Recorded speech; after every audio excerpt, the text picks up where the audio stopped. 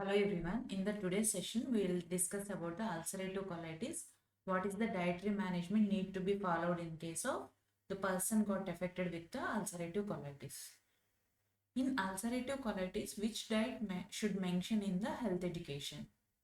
If the person is going to suffer with the ulcerative colitis, what is the immediate management? What is the dietary pattern need to be followed? Option A, carbohydrate consistent diet. Option B, high calorie, high protein diet. Option C, high calcium and high potassium diet. Option D, low residue and low fiber diet. If the person is affected with the ulcerative colitis, what happens to the patient?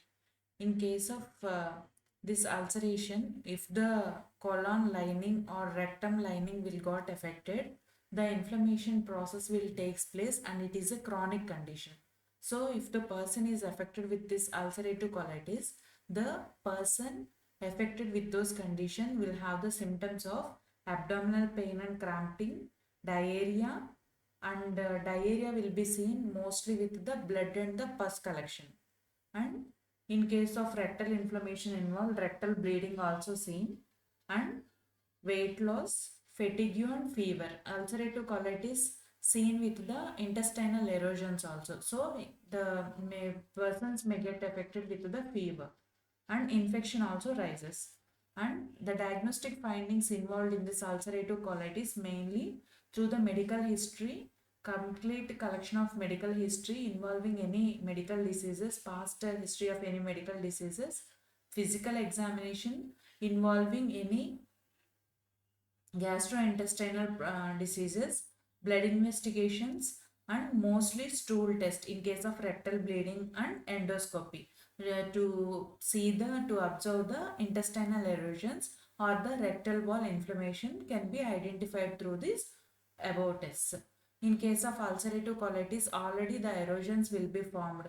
That's why in order to reduce that inflammation, we need to advise the client to take proton pump inhibitors so that further inflammation may not be produced, and use of immunosuppressive medications. Immunosuppressive medications like azathioprine, golimumab may be indicated, and surgery mainly involves colectomy. Removal of the part of all the colon may be advised in case of this colectomy, and some in conditions proctocolectomy also advised. So in case of ulcerative colitis, mainly the low residue and low fiber diet is indicated. Low residue diet means it consists of whole grains, fruits with seeds, uncooked vegetables, nuts, dry fruits, fruit juices, all these things involved in this low residue and low fiber diet. So in case of ulcerative colitis, it is an inflammatory bowel disease, and here this large intestine will be seen like this. In case of normal large intestine, it doesn't show any erosions, but if the person got affected with ulcerative colitis, the erosions will be seen like this. The intestinal area was looking like inflamed part. Second question, what is the role of carbohydrates in development of dental caries? How the carbohydrates plays a major role in the development of dental caries? Option A, they neutralize the acids in the mouth. Option B, they provide nutrients to bacteria. Option C, they prevent bacterial growth. Option D, they remineralize the enamel.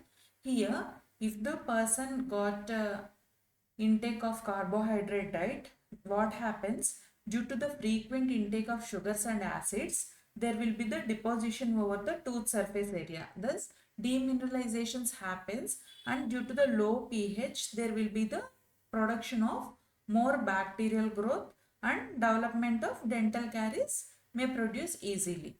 So, here the carbohydrates plays a major role in the development of dental caries.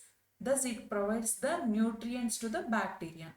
Here, carbohydrates helps in providing the nutrition to the bacteria. Correct answer is B, option B. This is the healthy tooth without any dental carie. Here, due to the formation of sugars, deposition of sugars, there is a demineralization. demineralization, and due to low pH there will be the formation of tooth decay, and the cavity will be involving deeply, so deep caries will be involved. Further it leads to dental caries. In the oral cavity, the normal oral flora will be present. If the carbohydrate intake was there, there will be the deposition of acid and the alcohol. So it produces the changes in the oral environment. It imbalances the microbial things. So here there will be the population increase in the formation of acidouric bacteria. Thus bacterial adhesion to the teeth formation will be there. Due to the bacterial adhesion, what happens? Initially, the colonization will be formed. The bacteria colonization will be formed. Later on, it gets matured easily, and finally, the biofilm and the dental plaque formation will be seen over the teeth. Thus, the tooth enamel will be demineralized entirely, and that tooth enamel will be dissolved by the acid, so that the dental caries will be formed. Thus, it is the normal mechanism if the sugar intake and the bacteria involving the formation of dental caries.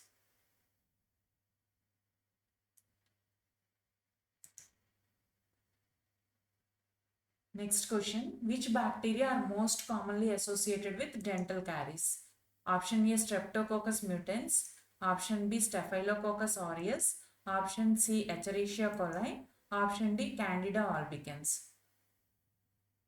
Here, the bacteria plays a major role in the formation of dental caries is the Streptococcus mutans. Here, the correct answer is the Streptococcus mutans. This dental caries means it is one of the irreversible microbial disease. Thus, it causes the demineralization of the bone, and the deep dental caries will be involved. Whole cavity may also involve sometimes. So, the dietary sugars or bacterial enzyme activity, due to this fermentation will be happened. Thus the acidic urea formation will be formed, formation of organic acids. Due to the low pH, it further leads to the demineralization and decalcification. Whole tooth will be get demineralized and the enamel will get dissolved easily. Finally, the caries formation will be seen.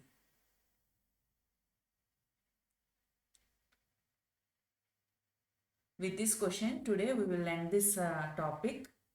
So, if you are having any doubts, kindly let me know. Thank you.